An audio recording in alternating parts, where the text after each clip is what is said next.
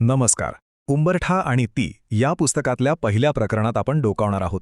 म्हणजे स्वराच्या लग्नानंतरच्या आयुष्यात त्या अगदी पहिल्या क्षणांमध्ये काय घडतं जेव्हा ती एका नवीन घरात पाऊल ठेवते. नवीन नाती आणि अपेक्षांचं ओझं तिच्या मनात नेमकं काय चाललेलं असतं.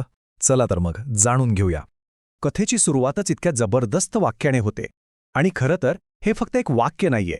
हे म्हणजे एका नवीन आयुष्याच्या दारात उभे असलेल्या स्त्रीच्या मनात जे काही वादळ सुरू आहे ना, त्याचं प्रतिबिंब आहे. तिला भीती दाराच्या चौकटीची नाहीये, तर त्या पलीकडच्या अपेक्षांच्या डोंगराची वाटतेय.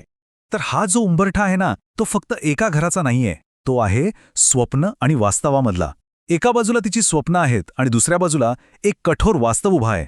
आता इथे बघा, स्वराची दोन जगं समोरासमोर उभी आहेत. एका बाजूला आहे तिचं माहेर, जिथे हसण्या रडण्यावर बंधनं नव्हती, जिथे कोडिंगची स्वप्न होती, स्वतःची एक ओळख होती. आणि दुसऱ्या बाजूला सासर, जिथे प्रत्येक शब्द विचार करून बोलायचा आहे. तिची ओळख आता अपेक्षांमध्ये बदलणार होती आणि स्वातंत्र्याची जागा जबाबदारी घेणार होती. केवढा मोठा फरक आहे, नाही का? आणि मग येतो तो क्षण, स्वराची तिच्या सासूबाईंशी होणारी पहिली भेट, साताऱ्यातलं तिचं नवीन घर आणि तिथले न बोललेले नियम. हाच तो क्षण आहे जो कथेला एक वेगळंच वळण देतो.